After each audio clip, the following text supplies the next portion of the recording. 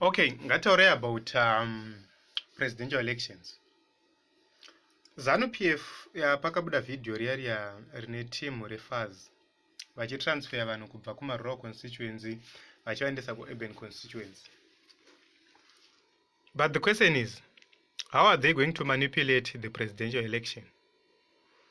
Because the presidential election vanhu vachangovhota inongori constituency 1, hapana paunomanipulata munhu. Saka ipapapo ndopa uchaona kuti gore rino kunenge kuchidamburwa munhu zvekudamburwa zviya. And remember kuti macandidates mazhinji eZANU-PF ivo pachavo havasi kutowirirana. Pachavo vakatokonana nenyaya yekuti fazi yakauya yakavhiringidza zvinhu ichivhundudzira vanhu within ZANU-PF imomo. Yakauya ikakanganisa zvinhu ikaporonga, but pakuporonga kwayo ipapo vanhu vaifungidzirwa kunzi vachahwina havaziro vakazohwina. Kwakawinawo vanhu vari different. Saka izvozvo kana takazvitarisa vanhu veZimbabwe, muchaona kuti kune vamwe vanhu vari kuZANU-PF vari kuda kuuya vari ma-independent candidate. And havasi kutombotya, izvozvo vari kuvaintimidata each and every day, vachivatsvaga, vachivatera, vachiti kana ukangoita independent tokudai. But havasi kutya, and havasi kudzokera kumashure. Saka you see kuti izvozvo ndozvinhu zvauraya ZANU-PF izvozvo. Vanhu veZANU-PF vacho vari kutobvunzana kuti iyo pasine mhando yatiri kuramba tichingoita, wamoda kuti ticherere muvhu ndiani? Tinoiitire election yacho kana vamwe vanhu vaifanira kuchererwa muvhu? So those questions idzodzo dziri kubvunzwa vanhu vari kutanga kuona. Pane chimwe chirali chekuti unoona vanhu vachitanga kuimba kuti hanzi CCC icharohwa chete, vanhu vobva vanyarara. It shows kuti vanhu havachada kuswera vachiitiswa zvinhu zvisina basa. Vakungoenda pamarallies nemameetings iwayo for the sake yekungoenda, but havachada chinhu chinonzi ZANU-PF because yatadza, yavauraya nenzara. Munhu wese ane nzara. Munhu wese izvezvo ari kufunga 2009 to 2013 period. Munhu wese waurusangana naye arongokudza kuti varume takambodya varume.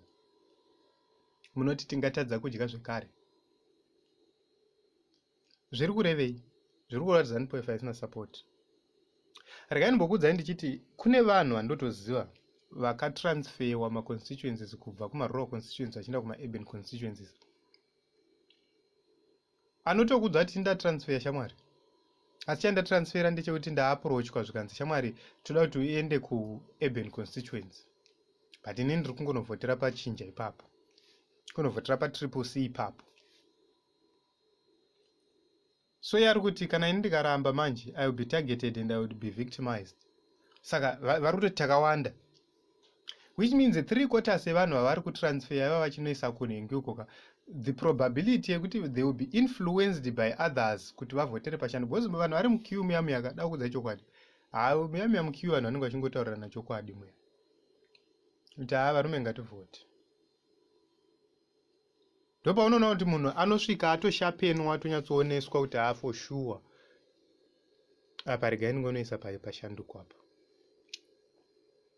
Saka ndopa uchaona kuti mumadhorobheni hamuna iyai yakaya munoita yekuti hanzi unonoti hanzi handigoni kunyora. Iwe nemangwarira anenge akaita maajenzi anenge ari mumadhorobheni. And the police inenge iripo and everyone anenge aripo. Ma-commissions ese ma-observers vanenge vakazara ikoko. Saka munopa punyuka sei pakadaro. Saka ndozvatiri kuti guys, musavhundudzirwa nechistrategy chemahara ichi chaari kuda chiri kutodivhaiswa nevanhu vari kutoda kuti ZANU-PF yacho irohwe election. Isusu ngatisatya. Handei tinoregister kuvhota guys, tirove vanhu. Another advantage ndoda kumbokuudzai kuti the reason why ndichitaura kuti tiri kuwina this election, Douglas Monzora izvezvi zvaari kuti ngatimisei, ngatiitirei inhingi, ngatiitei delimitation once again. Ngatimboti dai yaibvumirwa delimitation izvezvi. Nemarejistro akazoita vanhu kumadhorobha neava vawedzerwa nenhingi neZANU-PF. It means kumamisha maconstituency achafa, kumadhorobha maconstituency obva awanda. there will be more than haritoripo izvezvizvi, which means pata tichimbori nema-mp kana kuti 100 kumadhorobha tinomuka taane ma-mp 200 tataane ma-mp kana kuti 120. Saka iadvantage yani, because remember kuti panoitwa delimitation paipai maward nemaconstituencies maboundaries ndo anogona kushifta achichinja, but nhamba yawo haichinja, inoramba iri fixed pa210.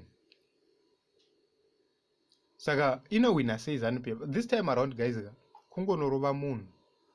Let's just make sure kuti tine mapolling agents vakarongeka, vakamuka-muka, vakachangamuka, and zvinhu zvese tapedza masports. Change is coming guys.